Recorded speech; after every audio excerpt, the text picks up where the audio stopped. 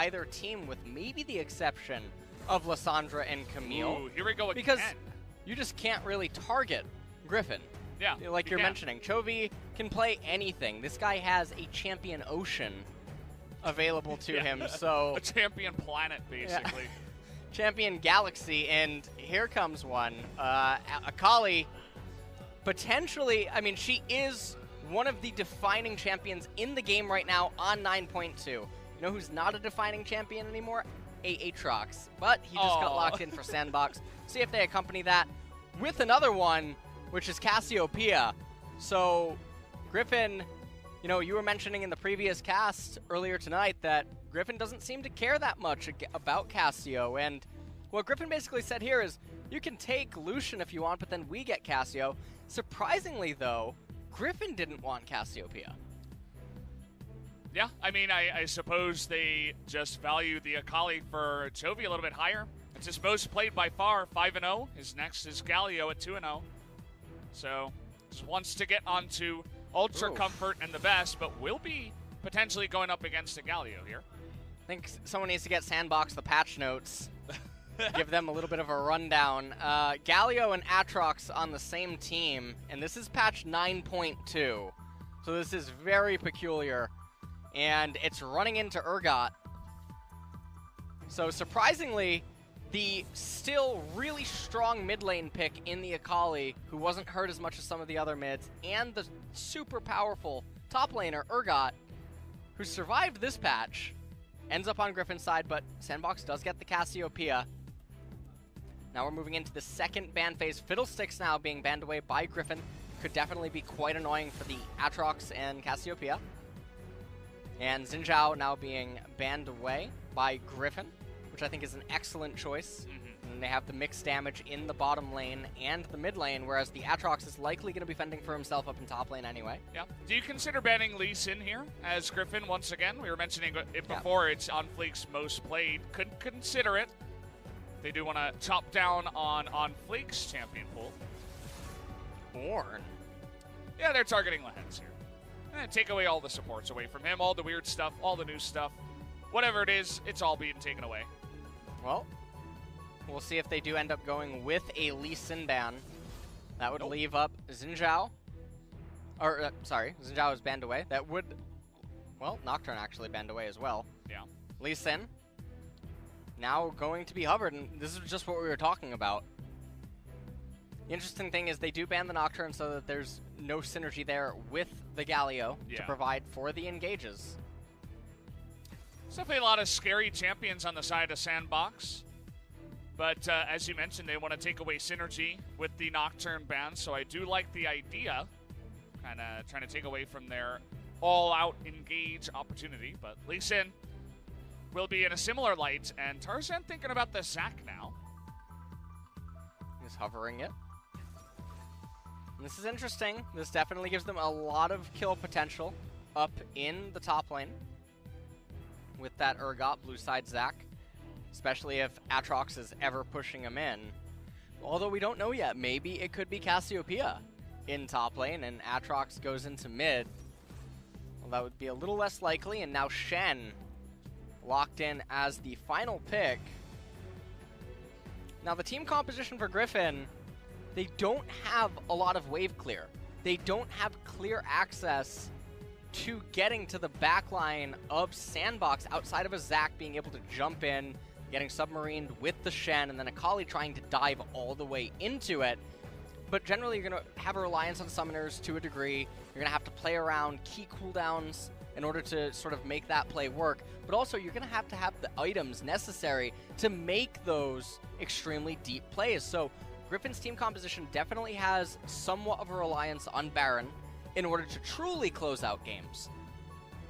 Although if Akali is just super, super fed, things just might not matter. And now for Sandbox, Gragas definitely going to be able to help with offsetting those type of dive attempts.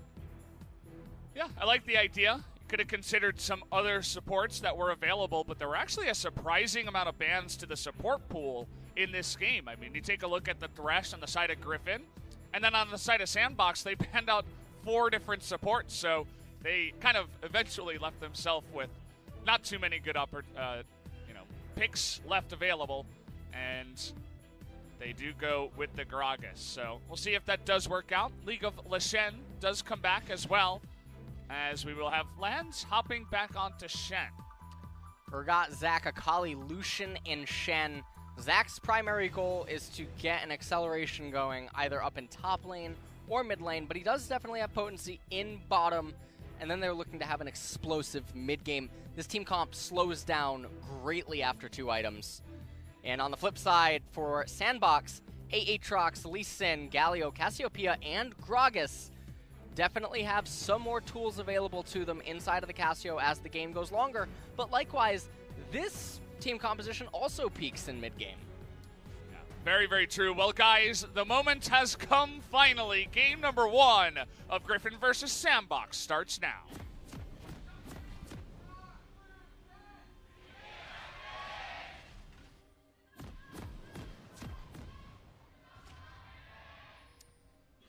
Well, we are on the Griffin side, it turns out, as they started on blue, and man, the cheers quite loud here in the stadium for Griffin, who, of course, as the best team and the untouchable one so far in the LCK, have garnered a ton of new fans and just tons of people coming down to watch their games all the time.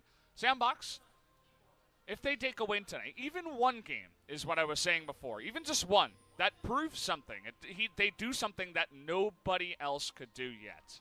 And, of course, they would like to get the 2 wins, but is that even possible up against Griffin is another question we have to ask, as people have always been saying that Griffin do have a chance this season, it feels, to maybe even go 18-0. Yeah, and like I was saying earlier on tonight, there have been teams that have gone on massive winning streaks, and everyone's hyped them up as these monsters inside of a split. No team has ever looked as dominant as Griffin is in the LCK thus far.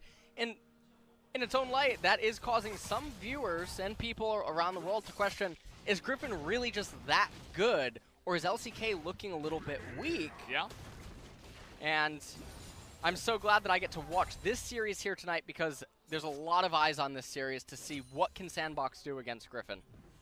It really is. I'm glad you bring up the point. I think Papa was even tweeting about it earlier, maybe yesterday, about how, is it the LCK or is it Griffin? Overall, we'll have to wait and see as we do come along, as Viper did pick up the dash first here on the side of Lucian, and also picked up his corrupting pot up against Cassiopeia. I believe he did the same thing against Victor, because he says, well, they're going to be sitting back, they're going to be farming, I'm going to get poked a lot, I need the sustain rather than just straight up stats to trade. Yep. Definitely the thought process is there. You can see Shen and Lucian looking for intel on the Scuttle Crab, or maybe the blue side jungle, as they're utilizing their priority in order to capture this. And this is a really nice pickup for Griffin. Yeah, hefty amount of golden XP will be given over to Viper already to continue his dominance in the bottom side. Picked up that corrupting pot, but hasn't been touched yet. Not quite yet. Cassiopeia needs a couple levels. Probably going to wait to see level 3 happen before the poke starts really coming down there, down in bottom lane. Yeah. And OnFleek, you can just see that he really doesn't have anything to do. He did a 4-camp clear on the left-hand side. He comes in here, finds the Gromp, and he's going to end up killing it, which is actually problematic. He's going to have a delayed path into his blue side jungle, and what this ends up doing is it creates a rubber band camp for Tarzan, which means that when Tarzan goes to eat his wolves later into the game, and the Gromp respawns, he's going to be able to thank OnFleek for giving him a higher-leveled Gromp. Yeah. And now OnFleek is going to go into his blue side jungle. This is coming at a timing where Griffin are going to get the crash onto the turret, so the wave is going to come back into Griffin, and then OnFleek's on a side of the map where his teammates are pushing into the turret, and he doesn't have actual dive potential. And for you guys who aren't sure what the rubber banding means, of course, once you kill it, it respawns. Higher level, you get more XP. And it's a feels good man moment if you are that jungler. So, just wanted to point that out. Definitely something that Alice is going to mention quite a lot here, as down in the bottom side, Viper just continuing Viper and Lehends, I should say. The 2v2 dominance down there. Trying to take a big trade up against the Aatrox. You can see that machine gun going ahead, but Sword a little bit lowish on the mana. Does have that corrupting pot ticking, though. But a nice little trade to start it off in the top side. So far, this lane is going okay up in the top lane. And we can see that OnFleek now, he's in his right side jungle, but look, Zach is already on top of his camps. Whereas Lee Sin is going to waste some time here. He is in mid lane, maybe looking for a lane gank against this Akali, but Dove is out of mana, and so now Lee Sin pathing to the left-hand side of the map. And Sword is still relatively healthy with those 2 corrupting potions, so he might actually stick around in the lane, but instead opting to just go for a recall. Cancels his recall. This would be the only gank timing that OnFleek would be able to try to secure against him. We'll see if he does move into that position after the Krugs, or just continues farming, head over to the Raptors, do something like that. But pings are coming into the top side. Dove not quite level 6, but is edging up towards that side. You mentioned this gank timing, and OnFleek is here for it. This is the only time to kill Urgot. After this, he's going to recall. He's going to get his first item. Aatrox is still going to have potential to kill him. It's not until the first Black Cleaver completion that the lane just turns on its head. So maybe with Galio later on, now that Galio's 6, he'd be able to find some help. Okay, well. I love about how Chovy's just walking by. He's like, don't mind me. As now he's taking a good trade in the mid lane. He won't be diving the turret, as also OnFleek is nearby. So just a good trade there from Chovy. We're expecting a lot out of his Akali. Might just be the best Akali player we have here in the LCK. As OnFleek is hanging around, is going to go on top of Chovy, who does hop the wall. Everybody holding their breath whenever Chovy takes damage or gets near a death or a kill, because his KDA, guys, if you didn't see it, if you live under a rock, it's 104.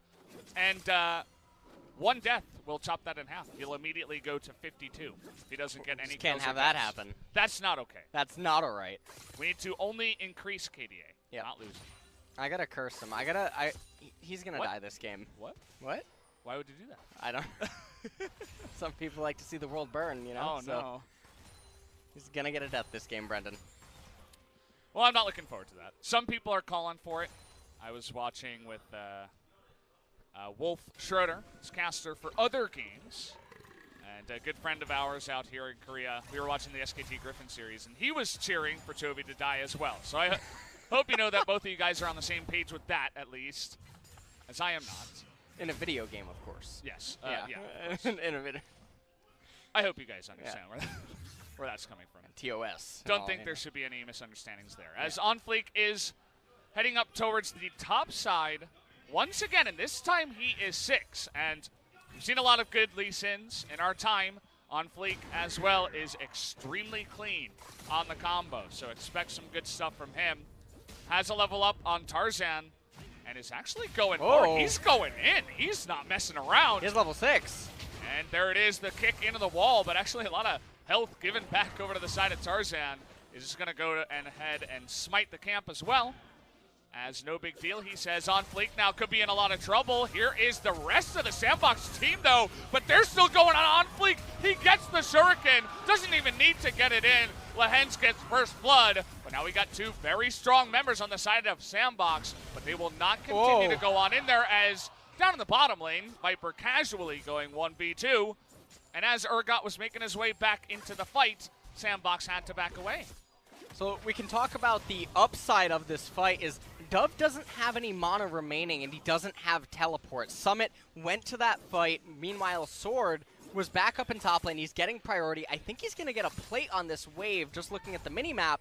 And now OnFleek's under a lot of pressure to try to relieve the stress in mid and top lane, and he's not going to be able to. And so, even though it was a 1-for-1 and it looked like, you know, it was an even trade, in the grand scheme of things, it's really not. Take a look at it right here. OnFleek misses his Q. Chovy, with the stand united from Lehends, goes right in on OnFleek. They missed the taunt right there, but it didn't really matter. Tarzan was here for the backup. And you can see Sword trying to move over to a fight that he wouldn't be able to arrive at, even though he had, I think, the Ignite swapping. And then once the lane phase is returned, It was ultimately a pretty big win for Griffin. Should be noted, Sword was not able to pick up a plate up in top lane, but you look at the CS across the board. Mid is winning, bot's winning, top's winning. And the only role losing right now is jungle in terms of the CS department, but that doesn't really matter. Yeah, he'll be just fine. Zach will just build tanky. And by the way, Chovy's KDA is now 105, so I hope everybody is counting with us as we go along. I know Twitch chat loves to count. Twitch chat does love to count. You leave them alone. And right now, I mean, Blue handed off to Galio. He doesn't quite have his ultimate available to him yet, but now he should be able to sustain more inside of the lane. OnFleek still hanging around here.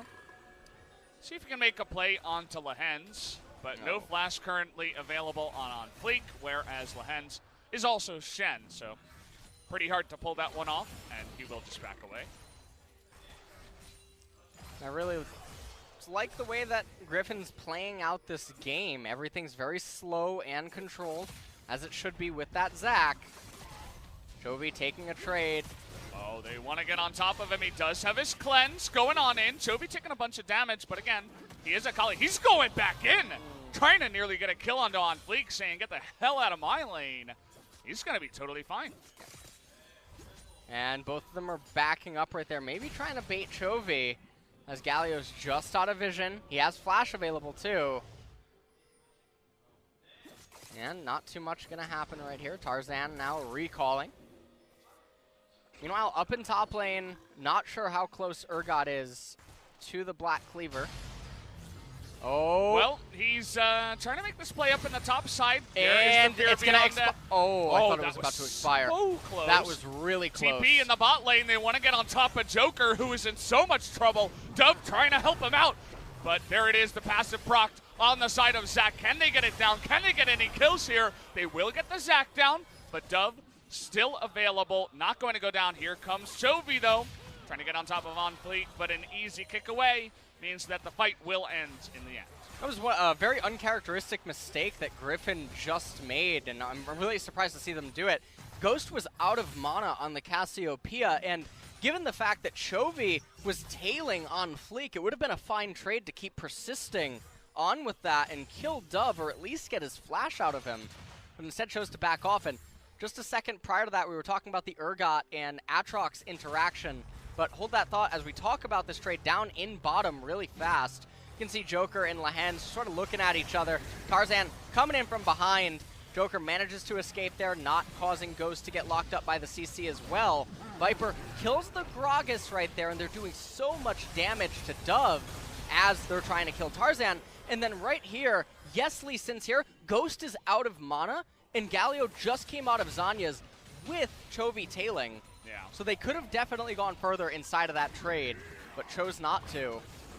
By the way, guys, up in the top side, we did just see it in the picture-in-picture. They were actually finally able to get on top of Summit, who did not have his ultimate available, didn't look like. So Lehends makes it happen with the Stand United.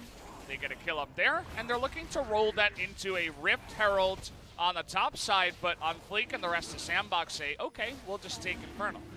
And I always think this is actually a really big victory for whoever makes out with the Infernal. The Infernal is going to continue keep scaling the longer that this game goes. We'll take a quick replay at how Summit just died. And right here, doesn't have the ultimate. They use the Stand United. Tell Lehends right there, good sir, as they pick up the kill onto Summit. He did not have his ultimate available. Maybe just has to be more careful in the lane, especially when he doesn't have his ultimate. Just say, okay, give that one over to you. With the Shen on the side of Griffin, always have to factor that in, that he can join anywhere on the map in any fight. Interestingly, you know, you just mentioned Aatrox having his ultimate. The interaction I wanted to touch on a brief second ago for all the Urgot players in chat. If you ever go up against Aatrox and you have your ultimate on him, wait for it to tick down before reactivating, and then for like the last 2 seconds activate it, and as it pulls him in, it'll expire right as he enters you. Yeah. And it ends up giving you the kill. So, not a lot of people do that enough in the Urgot Aatrox matchup, but it's really important in regards to how you can win it. That's the way to do it. I hope you guys are taking notes as OnFleek is on a ward. And let's see how Griffin and their side actually deal with this. They're denying the vision with the sweeper, you can see. Can they actually get onto OnFleek? There's the knock-up. Tries to flash away, but they're going to be knocked heads together as there is going to be no escape. The flash taunt is going to get on top of Dove. Ghost doing his best to just disengage, and Griffin as a team say, okay, TP coming in, Sword, not going to TP himself. Let's just back off after seeing the victory in the fight. And now all the members of Sandbox are in mid lane, although it does look like Ghost is going to be quick to go back down into bottom. But right now, Griffin, 2.5k gold lead, and you ask yourself, what has really happened this game? And it just looks like Sandbox handshaking or starting trades that aren't favorable for them, and Griffin just saying thank you. But right here, though, OnFleek, a little bit too deep inside of the jungle, tries to flash out. Tarzan says, hey, do you guys like each other? Now yeah, kicks Chovy away. He's mad about his KDA. Majin Buu ends up whiffing right there. And then the teleport coming in from Summit, not really necessary, but ends up repelling them. And now lane phase resumes. And this also is a really healthy lane phase. Look at all the turrets. We're at 16 minutes. Yeah, this is very uncharacteristic of the current meta. Lots of pushing and getting plates, doing damage, using Rift Herald, but Rift Herald has not been used. It's nearly expiring now. Tarzan's got to find a lane for that soon. They'd love to get it mid lane, but, you know, can't always get what you want. Getting it mid lane to break the wave clear stall in the mid game is really important, because once champions start having their first or second core item, they have so much damage in their spells that it becomes a lot easier to wave clear and push back against siege attempts, that first tier 1 turret provides so much vision and protection in the later stages of the game. Sword doing a little dance with the wall, as it looks like he wanted to fire over there, as I believe he had vision, but did not end up going for it. By the way, just an update, Chovy at 106 KDA, which means that if he dies, it goes down to 53. So definitely would be interesting if we do have the death in this game. Always something to keep track of as we do go along. But right now, he is a Akali that has Gunblade, plus the Orb, the Oblivion Orb. He's going to be doing some sick damage in a bunch of these fights. Just look at the magic resist on Galio right now. It's at 59. Once the Sork boots are completed for Akali, he'll have 33 pen. Galio not going to be having the best of time with that, but other members on Sandbox, they're not going to be as fortunate as Galio. But Akali will be dealing near true damage, like, for instance, Cassiopeia, 34 magic resist. Yeah. Once those Sork pen boots are completed, Chovy's going to be dealing true damage to Ghost. And that's not what you want. On the ladder, you see this a lot in Korea, I'll pick blind Cassiopeia because she's strong. And people will just counterpick Akali, and they're like, okay. I'm going to have a fun time with you. You try to land a poison, she's so fast. You're really squishy. You miss your ult because she can just dodge it, and then you're kind of crying the entire time. So Chovy going to be having his way with Ghost in this one most likely. We'll have to wait and see if he can get positioning in the backline, which is something you mentioned in the pick ban. And I like what Chovy was just doing right there. He was making Dove have to use his Q in order to get the cannon minion, and that opened Dove up to a susceptible trade due to the distance between him and the cannon minion. Really, really minor, but can end up completely changing certain lane dynamics, depending on how big of a trade it's taken. And let's just point out Chovy's CS right now, 202 at 18 minutes. I mean, it's decent. You know. In my games, I get 203. Yeah. He's having a fun time. Nobody can really touch him. I mean, they tried to put pressure onto the Akali, try to gank him before 6. Multiple times did OnFleek go in, but nobody was able to kill him. Not yet. Only one person. The God Killer that is tall is the only person, by the way, who does have the kill on Akali, or rather on Chovy. So if you're wondering who has the power, it's tall. What's the, is it King Arthur? Person that pulls the sword or something? Yeah, that's basically what it, you know? Uh-huh. He was able to get that one kill.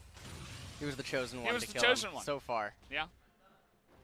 But right now in this game, 2K gold, a little bit less actually now than a 2K gold lead.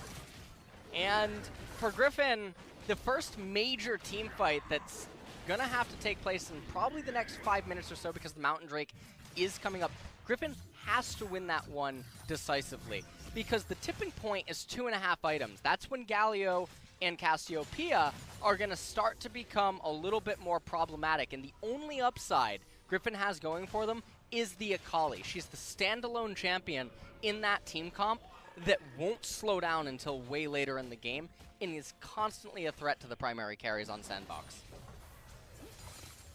You're mentioning Cassiopeia. I wanted to point out the build. We did see Archangels a couple of times in our first series, but now we're going back to the Lehends for bot Cassio. In extended trades, especially around Baron, you find that this kind of Cassiopeia that doesn't have the extra mana kind of runs out of mana if it goes too long and you don't have blue buff. So could be hard, especially because they're red side, and getting blue buff means you have to be on the right side of the map and then go over to the Baron. But we'll see how he does deal with his mana issues. And so far, not really sure what to make of a almost 21-minute laning phase here in Griffin vs. Sandbox. I don't think anyone was probably expecting this. Well, especially not given the team comps. The team comps are there, but there it is. It kind of reminds me of Griffin SKT, where kind of nothing happened for so long, and then SKT slowly did nothing and died. Yep. Could see something similar happen here, where, you know, nothing happens for a while, we stay laning for a long time, and then all of a sudden there's a big team fight, Chovy assassinates Ghost, and then they take Baron and win the game. Like, that definitely is a... Can you stop spoiling the script? Oh, yeah. Yeah, all right, turn the page. Sorry. I was on the wrong page, sorry. Sorry about that, guys. All right, well, and I mean, I think this is also sort of giving a glimpse as to why Griffin are 8th in damage per minute. Yeah. Is they're not quick to try to force things. They don't need to. But when they do damage, they're going to make it count. They're getting in onto Summit, trying to go 1v2, and Chovy, he wants an assist. Wait until Chovy gets there. KDA. Wait, don't kill him. KDA. Wait. Okay, he got it. 107. Props to Chovy. As Taunt's coming in here, they're going 2v3. They want to save this turret. Not quite able to as it does go down, but a hefty amount of damage loaded onto that bottom side as OnFleek will help his team secure a turret. First turret of the game now going over to Sandbox. Gold is almost even, and it's really important to factor in that Infernal Drake because every single member on Sandbox actually makes use of it, with the exception of maybe Gragas, as he doesn't really have any AP inside of his items right now. But Lee Sin definitely loves an Infernal. Yeah. I wanted to ask you this, as the Observer did point it out there. The W-Max on the side of the Lucian. Viper has done this a couple of times. What is your take on the reason why he would do that in this certain lane? Well, you don't want to get close to Cassio, and the Q sort of makes it so that you have to get close to the Cassio. The W-Max gives you your passive as Lucian whenever you want it. It offers you long-range poke, offers you a way to try to fight back against this type of a lane dynamic. Yeah. It's a little bit more reliable than the Q, at least in the early parts of the laning phase. And by the time the mid-game teamfights would be breaking out, you're going to be getting access to Q anyway.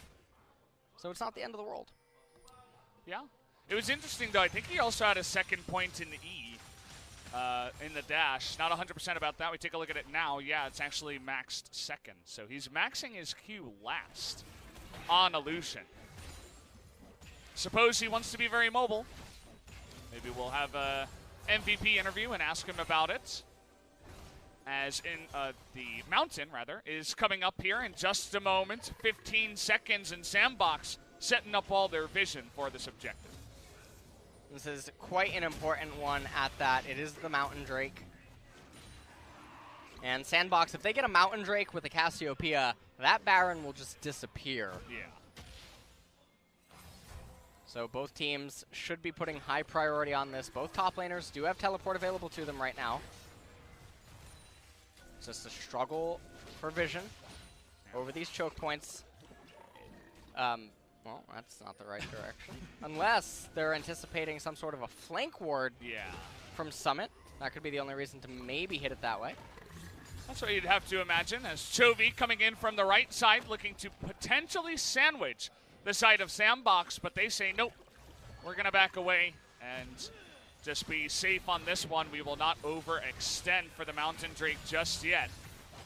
And this is critical game point. Whoever wins this fight is going to completely shift absolute control of the game. Chovy got priority down in bottom, makes Dove have to respond to it. Now, Dove not being with the rest of his team is sort of okay because he has the Galio ultimate, so can use the Grand Entrance to enter the fight. Problem is with the priority constantly going Griffin's way, Sword might have misstepped. Here we go, Sword maybe just a little bit too far, but the taunt does come in, and here comes Tarzan. Wants to go for the engage, but now their Urgot's low, their Zack's low, they don't really have a front line, and Griffin have to back away, but Sandbox not willing to get away from that one, trying to follow up engage onto Lehends, who is able to taunt away to safety. Yeah, but I do think that it is good enough. That should be enough to get the Mountain Drake at least in. I mean, so many members the Wolves? were just I mean, the Wolves. So many members were just taken so low. Yes, Sword has teleport, but that should have definitely been an opportunity to initiate the burst because Cassiopeia would have such a good angle. Griffin would be forced into her concave, and that just would not have been beneficial. Well, now Griffin's set up for this. He's looking for the engage, trying to get the steal. Not going to happen, but a couple of heads are banged together, and this taunt comes in, and here goes Chovy, able to take out one, flips to safety, goes to 108. Here's the follow-up as Griffin are on the chase. Hero's entrance, going to try to zone them away, but Tarzan wants to continue the fight, will not be able to. Only the one kill on the backside onto Shin, but at least the Mountain Drake went to the side of Sandbox. Yeah, and it's not just going to be the one kill. They're definitely going to be able to pick up the mid turret. They're going to get some CS that Sandbox isn't going to have access to. Never mind. Teleport actually coming in. You're not going to be able to hold the turret, not if Viper and Lehends don't want you to. Well, they actually say that, okay, you can hold the turret. I guess they are anticipating that Gragas would almost be there. Yeah. But the turret was just one Lucian passive away from death. And now Sword looking to get the bot tier 1 turret. I do think that Summit will get there in time. Oh, no, actually won't. Nope. Yeah. Sword able to take away one turret, even if it's not the mid one. And Joker, well, we're not going to get to see that, guys. Sorry. As it looks like in the picture-in-picture he did go down. But here's the replay from the Mountain Drake fight. Yeah, and this is basically a full-on retreat at this point. Everyone's just trying to get away. You can see Chovy goes right back in there with the stand united on Shin. Stands right at the edge of the Grand Entrance. Doesn't get knocked up. Takes a little bit more damage. Tarzan tried to persist on. Wasn't able to. Say he almost died because he was low health, but probably not even that close, as could have escaped. Picks up an assist and goes to 109. Looks like, guys, we might be breaking 110 tonight. Hope I didn't just jinx him. But either way, in control of this game right now is Griffin. A lot of people were predicting a 2-0, even though Sandbox are undefeated, just because of the way that Griffin wins their games. Take another quick replay right here. Joker deciding that as the support, it was a funny joke. Extremely, yep. You know, he's doing his job. Well, that was quite anticlimactic. I actually have no idea what he was doing over there.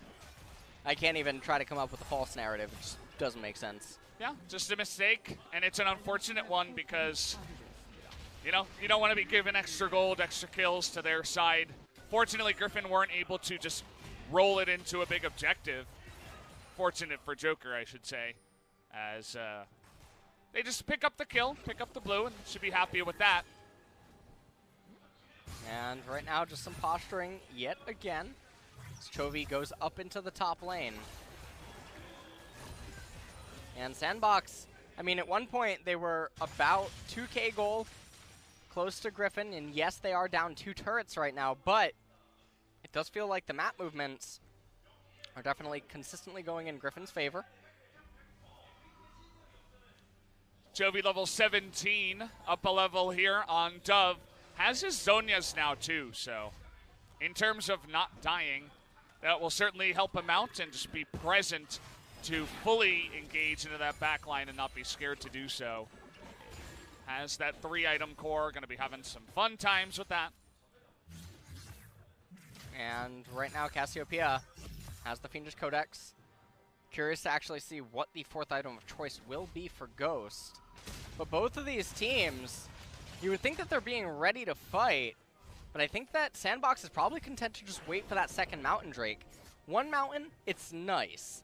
It doesn't dramatically change the speed at which you can raise turrets or capture the Baron. Although, I mean, to a degree it does for Sandbox due to the uniqueness of their team comp having that Cassiopeia. But 2 is just worlds apart. Suddenly, 1 and 2 champions can accomplish what normally you would expect you'd need 3 or 4 to do. Yeah, they'll be looking towards that objective for sure, coming up in 50 seconds to a theater near you. But everybody on the side of Sandbox, by the way, one thing I was thinking about, or saw rather, everybody had 2 control wards. Everybody playing that vision game to the best of their ability, really trying to take back their jungle away from the side of Griffin. And 28 seconds, but Sandbox still, everyone is up in top lane. Important to note, Chovy does not have teleport, although with the amount of AP and AD he has right now, he will shred that top tier 2 turret. Gold lead just keeps increasing. They control basically the entire red side jungle of the side of Sandbox, so they're very happy to take more of those objectives, more of those camps, more of the wards, and continue to buffer that gold lead that they already do have. Now this Mountain Drake has spawned, but we have a fight in the mid lane as it looks like Shen. Lehends here in a bit of trouble. Fantastic cast, but Lehends is gonna live. Oh, no, never mind. What? The Arcane Comet says hello. As, okay, OnFleek, you went way too deep in that one. Chovy trying to get 2v1'd on that side, but he's being just fine on the right side as well. They're going to get the Fear Beyond Death. Chovy picks up another kill as well. It is utter domination to the side of Griffin, as they're going to take out everybody on the back of this one. Chovy, nearly died on that one. He's going to stick around, though, as they pick up their 4th kill in a row and may move to the Baron. Definitely not playing for KDA at all with some of these actions, as it looked like that was going to start off okay for Sandbox. Lehends went down, but it was all just a long, cruel ploy, as now Griffin able to turn that fight on its head. They're going to convert this into Baron, and with that, I don't know if Sandbox is going to be able to hold on to the next siege push that's going to come in the next minute. Taking a quick look at the replay, we can just see how this all unfolded. Ooh. You can see, well, that was definitely a little bit of a bobble back and forth, and that beautiful cast by Joker, able to separate Tarzan and Lehends, knock him back into the team. Looked like the Redemption was going to be able to save him, but not quite. And then you can see Joker and Dove trying to lock up Chovy, but what that meant is that OnFleek was just a little bit too far forward. Ghost out of mana, not able to do anything here. Yeah. Viper in a weird spot, was trying to decide which fight to join, as Sword says, I don't need your help. I'm going to take him out myself. Chovy gets pretty low on the back of this one as, oh, you thought you could take the Mountain Drake? You are sadly wrong, as the head's gonna bang together once again. Ghost in a lot of trouble, trying to get on the back line is Summit, though, as Shen getting extremely low. They're able to chip him down. Is the side of Sandbox going on in, and there goes Chovy in the back line. He takes out 2 immediately, and he's not gonna be done there as he takes out a 3rd. The rest of Sandbox, only Dove running home with his tail between his legs as they pick up even more kills. Yeah, and Dove is certainly going to go down here in just a second. Try as he may to run away. Viper says, no thanks, not today. There it is. Unfortunately, Chovy not able to pick up an assist on that one, but it doesn't matter. He gets the assist on the game, and so much more to add to his repertoire. We're going to go for the big push now, as still 10 seconds left on Joker. They may look to end this game. There's no way that any of the members that are coming up are going to be able to stop this. Gragas is going to have to stand there and watch OnFleek. Maybe he'll throw a dragon kick. Not even probably going to, but never mind. He's just not even going to spike him with the spear with the Fear Beyond Death anyway. Add some damage to Sword. As once again, Griffin have not lost the game. Chovy has not died. I didn't see quite exactly how many assists and kills he picked up towards the end. I would imagine it's 4 because he got the triple kill plus the 1 assist, which would put him at 115, I believe. But we will get the update about that for you guys. And Griffin, once again, looking unstoppable. Sandbox, a little bit similar to the way that SKT went down to them in game number 1. Kind of just sat there for a while, long, early laning phase. Yeah. And then wasn't really able to do anything to come back in the game.